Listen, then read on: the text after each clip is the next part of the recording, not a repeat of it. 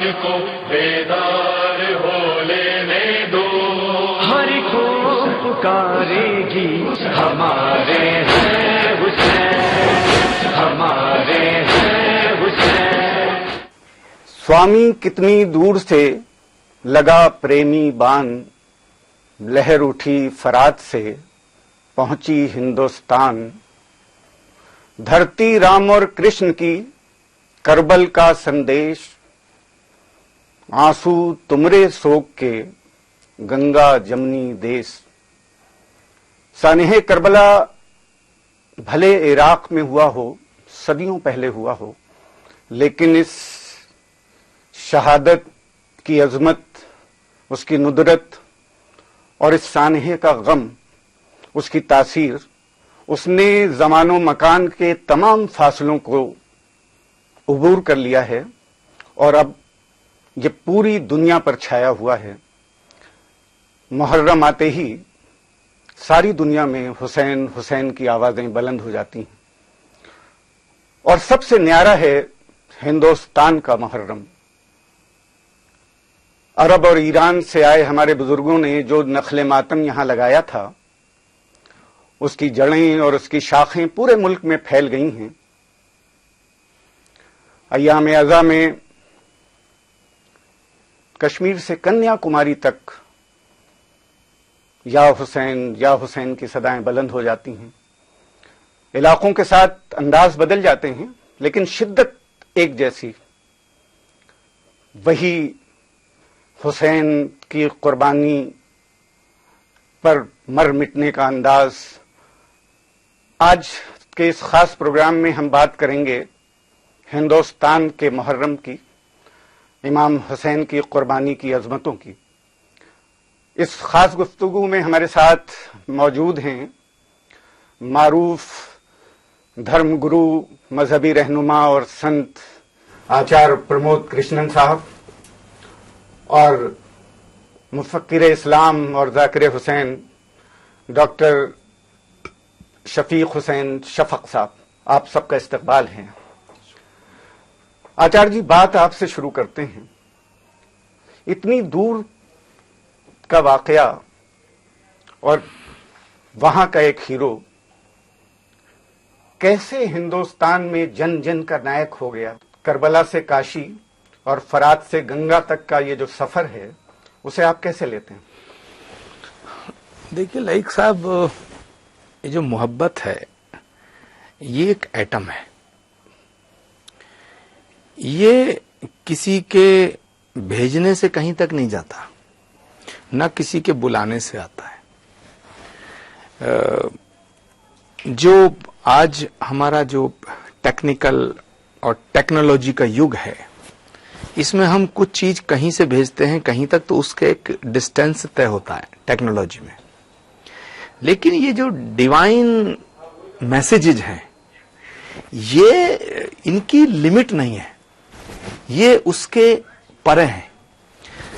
تو جب میں بچہ تھا، چھوٹا تھا، تو میں بہت دنوں سے محرم کا جب یہ وقت آتا تھا، یہ مہینہ آتا تھا، تو میں یہ سوچتا تھا کہ یہ ہوتا کیا ہے، میں آپ کو بتاؤں۔ پھر میں نے دیکھا کہ اس پہ لوگ روتے کیوں ہیں، اداس کیوں ہوتے ہیں، غم کس کا، ماتم کس کا۔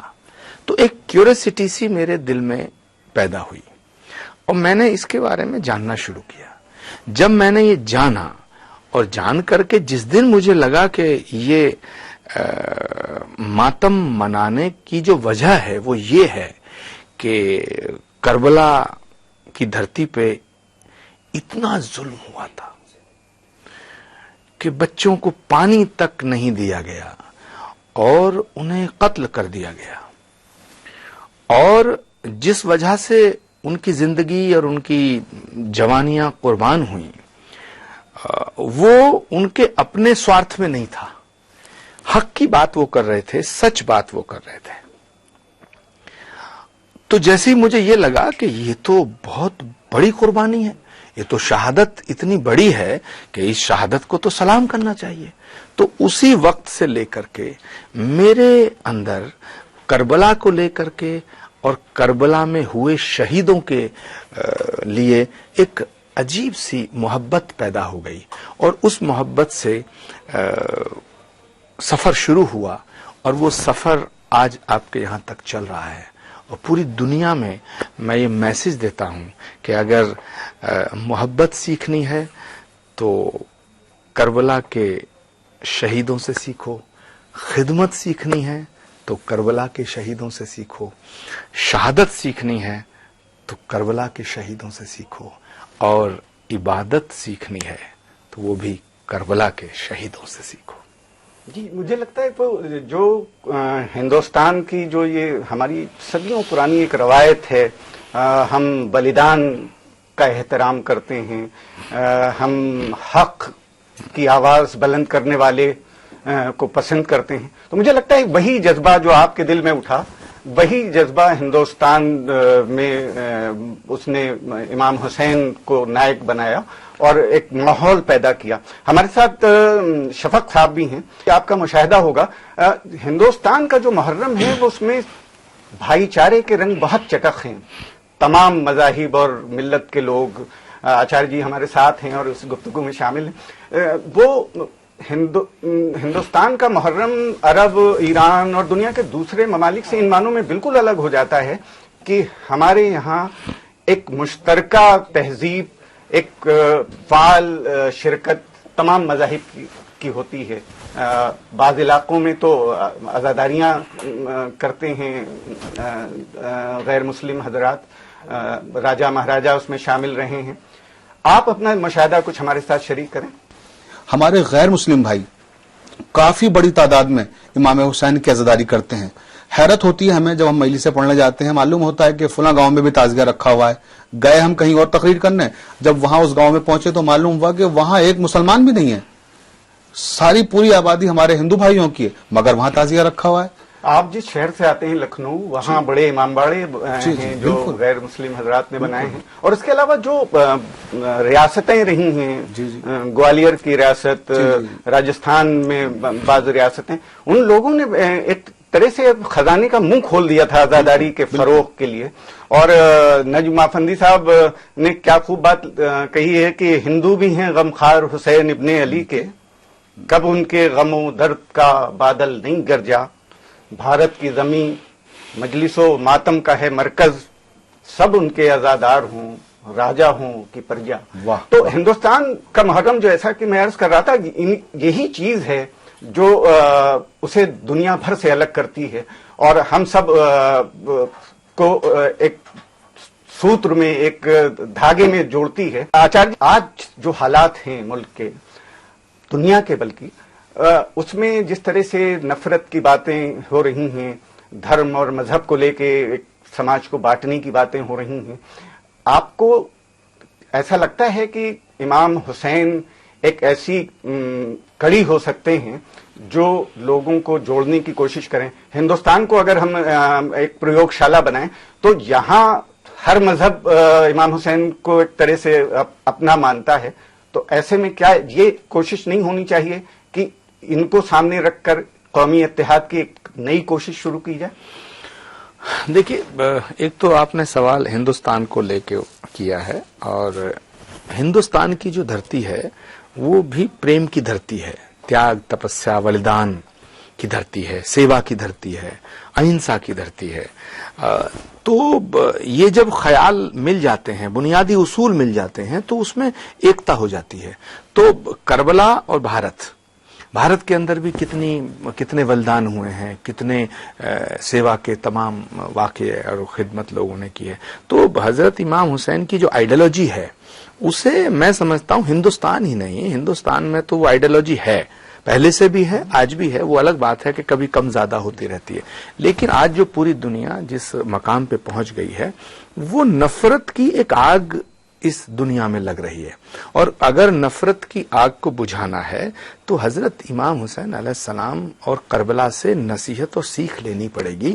ہمیں اس راستے پہ چلنا پڑے گا، اور اس دنیا کا اور کوئی بھی ٹھکانہ ہے نہیں. پہلی بات تو میں یہ صاف کر دوں. دوسری بات یہ ہے کہ آج کچھ لوگ ہیں، مٹھی بھر لوگ ہیں، جو فرقہ پرستی کی بات کر رہے ہیں، جنہوں نے انسان کو انسان سے لڑانے کی سازشیں کی ہیں اور کر بھی رہے ہیں. اب ہم ایک طرف ہم دیکھتے ہیں کہ حضرت امام، ابھی میں ادھر بہار کے کسی ضلع میں تھا، تو گاؤں میں شاید پچھلے سال کی بات ہے یہ، تو گاؤں میں ہندو مہیلائیں ایک گیت گا رہی تھی کہ کربل میں مار دیے ہمرے حسین، ہائے رام ہم کیا کریں. سوچو. تو میں نے سوچا یہ کیا کہہ رہی ہیں، یہ کیا کہہ رہی ہیں. تو میں نے کہا بھئی یہ کیا کہہ رہی ہیں. تو پھر میں نے غور سے اس کو سننے کی کوشش کی، میری سمجھ میں نہیں آئی بات. پھر میں نے ان میں سے ایک سے مطلب ارادتاً پوچھا کہ یہ تم کیا کہہ رہے ہو. تو انہوں نے کہا صاحب کربل میں، ان کے آدمی نے مجھے سمجھایا کہ کربل میں مار دیے ہمرے حسین، ہائے رام ہم کیا کریں. اب سوچو، تو وہ کربلا سے چل کر کے ہندوستان کے گاؤں گاؤں کے اندر وہ درد پہنچا. اس کا مطلب ہے کہ کہیں نہ کہیں نیچرل روپ سے ہم اس درد سے جڑے ہیں. اور ایک بات اور میں لائق صاحب صاف کرنا چاہتا ہوں کہ جو انسان، ہمارے ہاں شاستروں میں کہا گیا یہ شام نہ ودیا نہ تپو نہ دانم گیانم نہ شیلم گنو نہ دھرما تے مرت لوکے بھوی بھار بھوتا منشیہ روپین مرگاشرنتی. یعنی جس آدمی کے اندر، جس شخص کے اندر تیاگ نہیں ہے، تپسیا نہیں ہے، سیم نہیں ہے، شیل نہیں ہے، دیا نہیں ہے، کرونا نہیں ہے، چھما نہیں ہے، پریم نہیں ہے، درد نہیں ہے، وہ آدمی کی شکل میں ہے لیکن جانور جیسا ہے. یہ ہمارے یہاں کہا گیا. تو میں اس کو بالکل بے جھجک ہو کر کے آپ کے سامنے یہ کہنا چاہتا ہوں کہ کوئی اگر یہ کہتا ہے کہ میں اللہ تعالیٰ کی عبادت کرتا ہوں، خدا کی عبادت کرتا ہوں، پرماتما کی پرارتھنا کرتا ہوں، اس کی بندگی کرتا ہوں، اور میں میرے دل میں محبت نہیں ہے، تو میں سمجھتا ہوں وہ عبادت جھوٹی ہے. ایک میرا شعر ہے کہ وہ شخص جو کسی سے محبت نہیں کرتا، وہ شخص جو کسی سے محبت نہیں کرتا، دھوکہ ہے عبادت کا، عبادت نہیں کرتا. اور لائق صاحب، جو انسان رونا نہیں جانتا ہو، سمجھ لینا وہ انسان نہیں ہے. تو جو رونا جانتا ہے وہی انسان ہے، وہی انسانیت کا علمبردار ہے، اور جو انسان ہے وہی تو بھگوان کو مانے گا. جی، آپ بات کر رہے تھے ہندوستان میں محرم، اس میں جو غیر مسلم حضرات کی اور بالخصوص خواتین کی جس طرح کی شرکت ہے، ہم سب نے دیکھا ہے. ہم اودھ کے علاقوں میں، پوروانچل جو یو پی کا حصہ ہے، اس میں ایک انداز ہی نہیں ہوتا کہ یہ عراق کا کوئی غم ہے جو یہاں منایا جا رہا ہے. وہ لوگ جو اسلام کا کلمہ نہیں پڑھتے، وہ بھی اس انداز میں امام حسین کا محرم کرتے ہیں کہ لگتا ہے کہ جیسے یہ کوئی ان کا اپنا ہے، کوئی ایسا ہیرو ہے، کوئی جس کی یاد منائی جا رہی ہے. ان کے اپنے انداز ہیں. ہندوستان کے محرم پر ہندوستانیت کا جس طرح کا اثر ہے، آپ نے اسے غور کیا ہوگا کہ یہاں غم کے اظہار کی جو علامتیں ہیں، جو عقیدت کے اظہار کی جو علامتیں ہیں، اس کو لا کے ہندوستان کے محرم پر اس طرح لگا دیا گیا ہے کہ اب لگتا ہی نہیں کہ یہ کوئی ہندوستان سے باہر کا معاملہ ہے. ہندوستان پھول چڑھانے کا جو انداز محرم میں ہے وہ خالص ہندوستانی ہے، بلکہ تعزیہ بھی کہا جاتا ہے کہ ہمارا ہندوستان کی دین ہے. دوسری جگہوں پہ اس طرح کے انداز نہیں ہے. علم اور پٹکے اور یہ جو انداز ہے وہ ہندوستان کے باہر، ہندوستان جو بر صغیر ہم جسے کہہ سکتے ہیں، جس میں پاکستان اور بنگلہ دیش شامل ہیں، اس کے علاوہ نوحے اور مرثیہ جس کا آپ ابھی ذکر کر رہے تھے، ہمارے اودھ میں دہا کہا جاتا ہے، بھوجپوری علاقوں میں زاری ہے. وہ اشعار ہیں، وہ ان کی ایک خاص زبان ہے، وہ جس کو آپ شاعری کے گرامر پہ یہ کہہ دیں کہ وہ بہت کھردری ہے اور وہ انداز نہیں ہے. لیکن اگر آپ اس پہ شدت میں، جیسا آچاریہ جی کہہ رہے تھے کہ وہ ایک مصرع سننے کے بعد وہ خود بیاکل ہو گئے اور یہ جاننے کی کوشش کی کہ یہ درد اس کے دل تک کیسے پہنچا. تو شفق صاحب، آپ بھی ہندوستان کا دورہ کرتے رہتے ہیں، آپ کی نظر سے جو اس طرح کے واقعات گزرے ہوں وہ ہمارے ناظرین کے ساتھ آپ بانٹیں، شیئر کریں. ایک واقعہ میں اس موقع پہ سنانا چاہوں گا. جب شری بال ٹھاکرے زندہ تھے، ایک بار وہاں دشہرے کا جلوس اور 10 محرم دونوں ایک ساتھ پڑ گئے. दोनों जुलूस का एक ही रोड, एक ही रास्ते से गुजरते हैं। ये बड़ा मसला था उस दिन कि वो भी जुलूस वहीं से गुजरना है, वो भी वहीं से गुजरना है। तो शरीफ बाल ठाकरे ने खुद अनाउंस किया कि आज 10 मुहर्रम को 10 मुहर्रम है तो इमाम हुसैन का ही गम, क्योंकि हम भी मनाते हैं, उन्हीं का जुलूस निकलेगा और हमारा दशहरे का जुलूस एक दिन बाद निकालेंगे हम।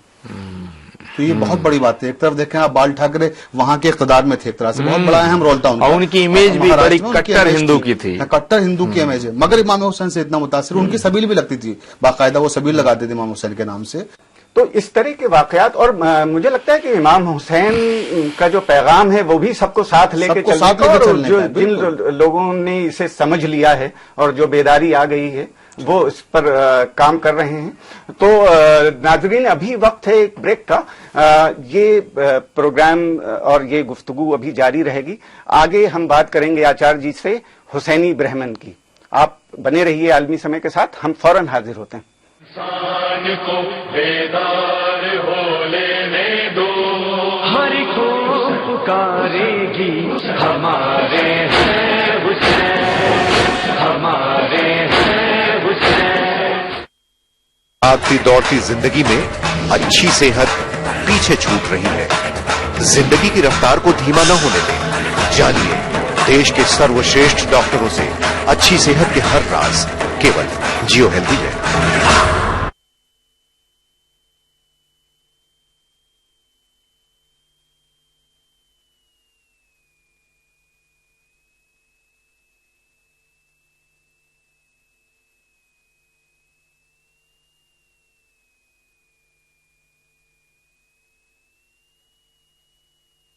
करेगी, हमारे हैं हुसैन, हमारे हैं हुसैन। ब्रेक के बाद आपका फिर इस्तकबाल है। आज बात हो रही है हिंदुस्तान के मुहर्रम, उसके मुनफरिद रंगों के बारे में। आचार्य जी, अभी बात हिंदुस्तान के मुहर्रम की हो रही थी। ये बताइए कि हुसैनी ब्राह्मण का एक तस्करा बार बार मिलता है। बाज लोग अभी भी मौजूद हैं आज जो कहते हैं कि हम हुसैनी ब्राह्मण हैं। प्रेमचंद ने जो करबला उनका ड्रामा है उसमें भी उन्होंने हुसैनी ब्राह्मण का जिक्र किया। बाद और लोग भी लिखते हैं। आपके नजदीक आपका जो मुशाहिदा है उसमें? देखिए, हुसैन किसी एक शख्स का नाम नहीं है, शख्सियत का नाम है, जैसा मैं मानता हूं। वो एक व्यक्ति नहीं है, व्यक्तित्व है। मोहब्बत का नाम हुसैन है, खिदमत का नाम हुसैन है, शहादत का नाम हुसैन है, इबादत का नाम हुसैन है। ये मैं बोलता नहीं हूं, मैं मानता हूं। तो जो ब्राह्मण हैं वो सब, हमारे यहां भगवान को क्या कहा गया? करुणा निधान, दया का सागर, दीन बंधु। तो ये भगवान के लिए हम लोगों ने ये माना है कि भगवान दया का सागर है, दीन बंधु है, करुणा निधान है। तो ये खूबियां जहां भी मिलेंगी वहां हमारा माथा झुक जाएगा। ये कहने की बात थोड़ी है। इसका मतलब है ये खूबियां हजरत इमाम हुसैन अलैहिस्सलाम के अंदर पाई जाती हैं, कि उन्होंने जो अपनी जिंदगी उनकी जितनी भी थी उसमें उन्होंने जिस तरह से इंसानियत का मैसेज पूरी दुनिया को दिया। हुसैन कोई मुसलमानों के ही थोड़ी हैं। अगर मुसलमानों के होते सिर्फ तो मैं यहां क्यों होता? आचार्य प्रमोद कृष्णम यहां है। इसका मतलब ये बात का जीती जागती मिसाल है। और जिन्होंने कहा है कि हुसैनी ब्राह्मण यहां पाए जाते हैं, तो ब्राह्मणों के अंदर भी ये खूबियां मिलती हैं कि उनमें त्याग है, तपस्या है, दान है, शील है, क्षमा है, दया है, जैसा मैंने कहा। तो असली धर्म के लक्षण क्या हैं?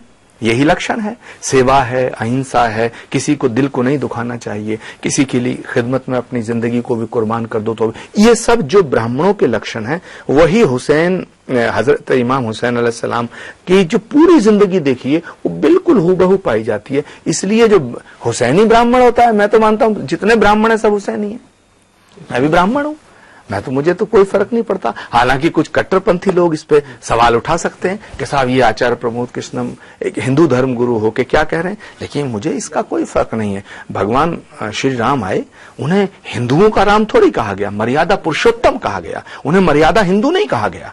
ऐसे ही पैगंबर इस्लाम को रहमतुल मुसलमीन नहीं कहा गया, रहमतुल आलमीन कहा गया है ना।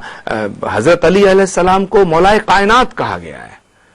उन्हें कहां कहा गया कि वो इराक के मौला हैं, ईरान के मौला हैं या पाकिस्तान के मौला हैं मौला कायनात हैं। तो इसीलिए मैं ये कहना चाहता हूं कि जो इस तरह के जो शख्सियत जो धरती पे आते हैं तो ये ऊपर वाले की मर्जी से आते हैं, उनकी इच्छा से आते हैं, उनका पैगाम पहुंचाने के लिए आते हैं, इंसानियत को जिंदा रखने के लिए आते हैं, सच की बात करने के लिए आते हैं, हक की बात करने के लिए आते हैं। और फिर हजरत इमाम हुसैन का तो जो पैदाइश है वो उनके घर में है जो खुदा के घर में पैदा हुए।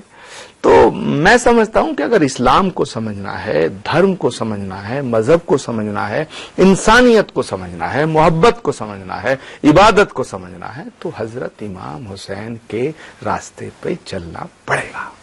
जी आचार्य जी, जैसा अभी फरमा रहे थे, शफक साहब, अदब की बात हो रही थी। अभी मैंने मुंशी प्रेमचंद का जो ड्रामा है उसकी बात की।